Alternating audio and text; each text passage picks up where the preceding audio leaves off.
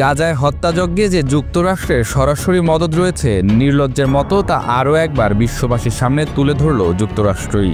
আন্তর্জাতিক অপরাধ আদালতের কর্মকর্তাদের বিরুদ্ধে নতুন নিষেধাজ্ঞা আরোপ করায় ইসরায়েলি প্রধানমন্ত্রী ধন্যবাদ জানিয়েছেন মার্কিন পররাষ্ট্রমন্ত্রী মার্কো রুবিওকে।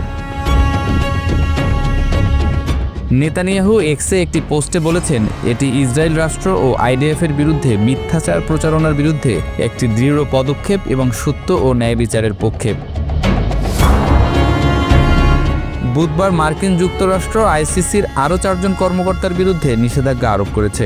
এর মধ্যে রয়েছেন ফ্রান্সের বিচারক নিকোলাস ইয়ান গিলিও, যিনি নেতানিয়াহু ও প্রাক্তন প্রতিরক্ষামন্ত্রী ইয়োভ গ্যালন্টের বিরুদ্ধে গ্রেপ্তারি পরোয়ানায় স্বাক্ষর করেছিলেন।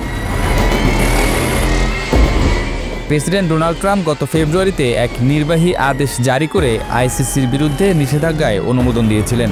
এই আদেশে বলা হয়েছে, আইসিসি আমেরিকা ও আমাদের ঘনিষ্ঠ মিত্র ইসরায়েলের বিরুদ্ধে অবৈধ ও ভিত্তিহীন পদক্ষেপ নিয়েছে। আদেশটি আইসিসি প্রসিকিউটর করিম খানের সম্পদ জব্দ করে এবং মার্কিন প্রবেশে নিষেধাজ্ঞা আরোপ করে। ট্রাম্প এটিকে জাতীয় জরুরি অবস্থা ঘোষণা করেছেন। গত নভেম্বরে আইসিসি নেতানিয়াহু ও গ্যালেন্টের বিরুদ্ধে যুদ্ধাপরাধ ও মানবতাবিরোধী অপরাধের জন্য গ্রেপ্তারি পরোয়ানা জারি করে। আদালত বলেছে, তাদের বিরুদ্ধে যুক্তিসঙ্গত ভিত্তি রয়েছে যে তারা ইচ্ছাকৃতভাবে ও জেনে শুনে গাজার বেসামরিক জনগণকে বেঁচে থাকার জন্য পরিহার্য দ্রব্য থেকে বঞ্চিত করেছেন, যার মধ্যে খাদ্য, পানি, ওষুধ, জ্বালানি ও বিদ্যুৎ অন্তর্ভুক্ত।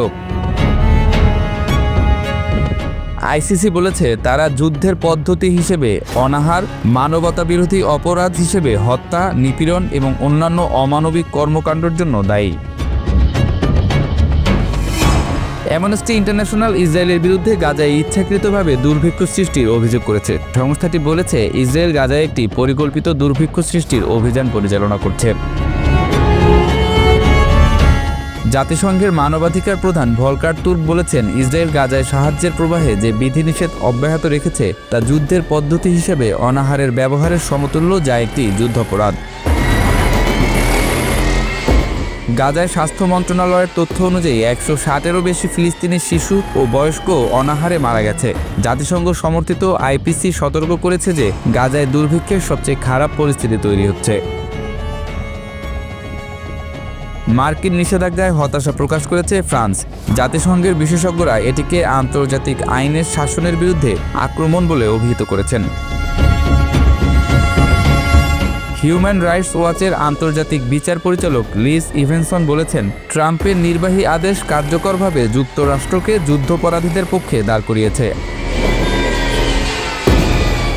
আইসিসির 125টি সদস্য রাষ্ট্র, যার মধ্যে ফ্রান্স ও যুক্তরাজ্য রয়েছে, নেতানিয়াহু ও গ্যালান্ট তাদের ভূমিতে প্রবেশ করলে তাদের গ্রেপ্তার করতে বাধ্য। রুবিও বলেছেন, আদালতটি একটি জাতীয় নিরাপত্তা হুমকি এবং আমেরিকা ও আমাদের ঘনিষ্ঠ মিত্র ইসরায়েলের বিরুদ্ধে আইনি যুদ্ধের হাতিয়ার। এই নিষেধাজ্ঞা কেবল গাজা পরিস্থিতিই নয়, বরং ইউক্রেন, আফগানিস্তান ও অন্যান্য দেশে আইসিসির চলমান তদন্তকেও প্রভাবিত করতে পারে। আন্তর্জাতিক ন্যায় বিচার ব্যবস্থায় এই অভূতপূর্ব চাপ বিশ্বব্যাপী মানবাধিকার সুরক্ষার জন্য গুরুতর উদ্বেগ সৃষ্টি করেছে।